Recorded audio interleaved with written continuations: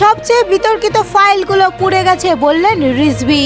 বিএনপির সিনিয়র যুগ্ম মহাসচিব রুহুল কবির রিজভী বলেছেন, পতিত ফ্যাসিস্টবাদের দোসররা যখন ষড়যন্ত্র চালিয়ে যাচ্ছে, সচিবালয়ে আগুনে পুড়ে গেছে সবচেয়ে বিতর্কিত ফাইলগুলো। শেখ হাসিনার পরিবারের সদস্যদের দুর্নীতি অনুসন্ধানে শুরু হওয়ার পরই এই অগ্নিকাণ্ডের ঘটনা ঘটল বলে মন্তব্য করেন রিজভী। তার অভিযোগ, বিপ্লবী চেতনার লোকদেরকে দিয়ে সরকার চালানো হচ্ছে না। যারা শেখ হাসিনাকে রক্ষা করতে কাজ করছিল তাদেরকে প্রশাসনে রাখা হয়েছে। বিএনপির এই শীর্ষক নেতা বলেন, সংস্কার চললে নির্বাচনও চলবে, অথচ এটা না করে নির্বাচকদের সংস্কারের প্রতিপক্ষে বানানো হচ্ছে। নির্বাচকদের আলাদা করে সংস্কারকে বড় করে দেখা হচ্ছে, এটা দুর্বিষিদ্ধমূলক মনে হচ্ছে।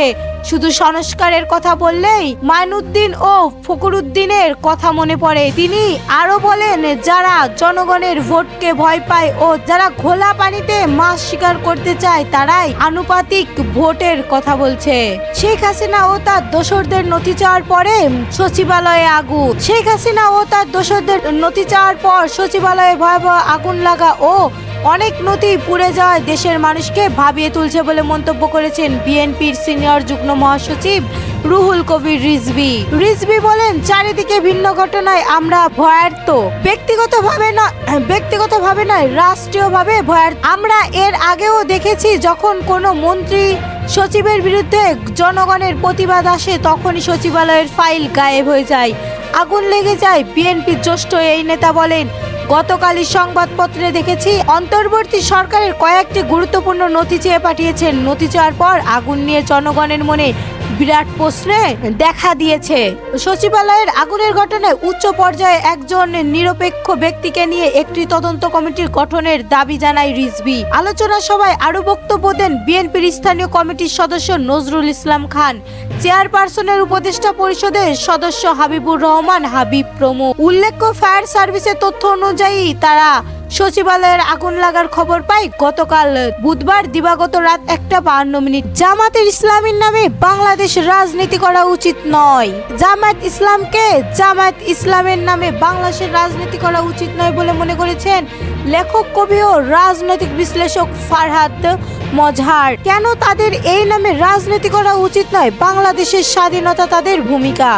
দলটির গণতান্ত্রিক চিন্তাধারা ভিন্ন বিষয় নিয়ে যুগান্তর ডিজিটালের সঙ্গে কথা বলছে এই বিশ্লেষক। ফারহাদ মজহার বলেছেন, জামায়াত ইসলামীর চিন্তাধারাটি কি? আধুনিক ইসলামীর জাতিবাদী চিন্তা, এই তো এটা গড়ে জাতীয়বাদী সময়, ঠিক আছে। বাংলাদেশ রাজনৈতিকভাবে তা কি চান? তারা কিন্তু গণতন্ত্র চান। তারা কিন্তু বলেছেন জামায়াত ইসলামী তারা ভিন্ন। আমাদের যে গণপ্রতিনিধিত্ব আইন যেটা বা সে নির্বাচন সংক্রান্ত যে আইন আছে সেখানে তো তারা দখল করেছেই তাদের কর্মসূচি এবং গঠনতন্ত্র। সেখানে তারা কি চাইলে গণতন্ত্র চাইতেছে, তো তাহলে আমাদের তো কোনো বিরোধ নাই। তারা যদি গণতন্ত্র চাই আমরা তাহলে তাদেরকে গণতন্ত্রই দিব। আমি মনে করি জামায়াতের ইসলামী নামে বাংলাদেশের রাজনীতি করা উচিত নয়। এটা আমাদেরকে এই বাংলাদেশে তার যে জাতিগত সত্তা, বাংলাদেশের সেই ইতিহাস, এটা কিন্তু তার বিরোধী। কেন?